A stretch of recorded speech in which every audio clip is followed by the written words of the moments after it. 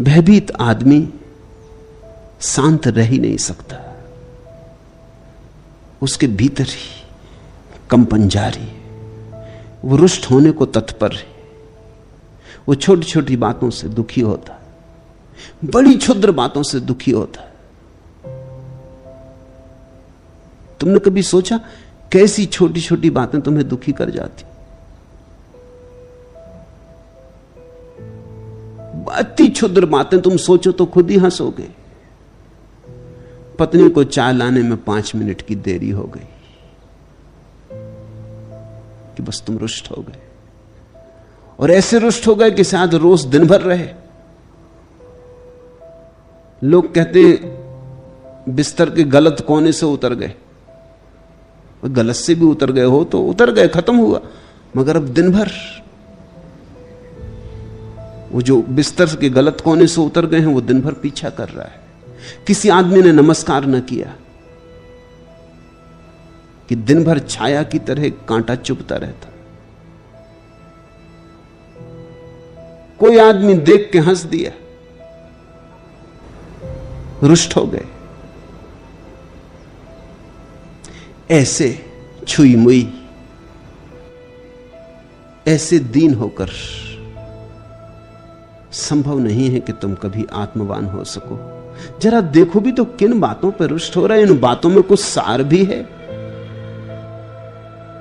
अगर तुम गौर से देखोगे तो 100 में से 99 तो तुम असार पाओगे जिनमें रुष्ट होने का कोई कारण नहीं। और एक जो तुम सार की पाओगे उसके साथ तुम पाओगे कि अगर तुम रुष्ट हो जाओ तो बिगड़ जाएगी बात। वो जो सार की बात है अगर रुष्ट न हुए तो ही संभल पाएगी। तो जो व्यर्थ की बातें हैं उनके कारण हम रुष्ट होते, अपने को बिगाड़ते हैं, और जो सार्थक बातें हैं रुष्ट होकर उन बातों को बिगाड़ लेते। क्रोध में कब कौन आदमी सम्यक व्यवहार कर पाया? रुष्ट होकर आदमी तो मतांध हो जाता है। उस अंधेपन में कौन ठीक चल पाया? जितनी कठिन समस्या हो सामने उतनी ही शांत चित्त की अवस्था चाहिए, तो ही तुम उसे हल कर पाओगे। लोग कहते हैं बड़ी समस्या में उलझा हुआ हूं इसलिए बड़ा बेचैन हूं। बेचैन हो तो समस्या सुलझेगी कैसे? सुलझाएगा कौन? ये तो तुम बड़ा उल्टा कर रहे हो। जब कोई समस्या ना हो तब बेचैन हो लेना, कोई हर्जा नहीं। जब समस्या हो तब तो बड़े चैन में हो जाओ, तब तो बड़े शांत हो जाओ, क्योंकि हल तुम्हें करना है। शांत हृदय से हल आ सकेगा। दोष लगाना, निंदा करना, अति शोकाकुल हो जाना,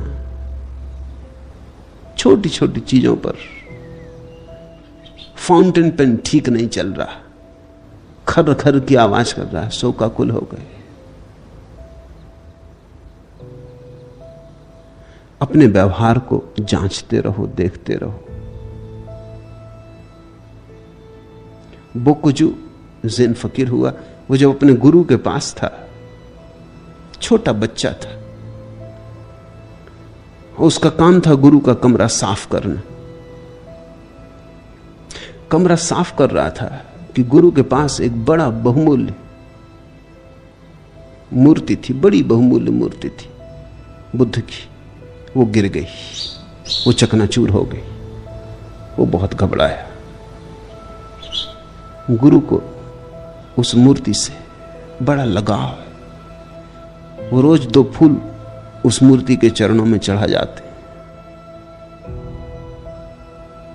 और सदियों पुरानी मूर्ति है। गुरु के पास थी और गुरु के पास थी, और पीढ़ी दर पीढ़ी वसीयत की तरह मिली है। ये क्या हो गया? वो घबरा ही रहा था कि तभी गुरु कमरे में आ गया।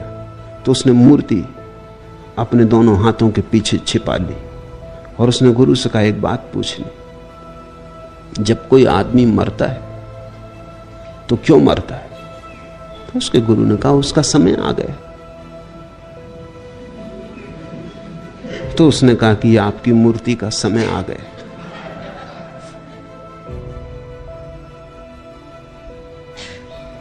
गुरु हंसा और उसने कहा जो तू मुझे समझा रहा है अपने जीवन में याद रखना, क्योंकि तेरे जीवन में बहुत मूर्तियों का समय आएगा। जब टूटे तो याद रखना समय आ गया था। और बोकुजू कहता है वही बात उसके जीवन को बदलने वाली बन गई। जो चीज टूट गई उसने सोचा समय आ गया था, जो साथी छूट गए उसने सोचा समय आ गया था, जो परिजन चल बसे उसने सोचा समय आ गया था, कोई नाराज हो गया तो उसने समझा समय आ गया था।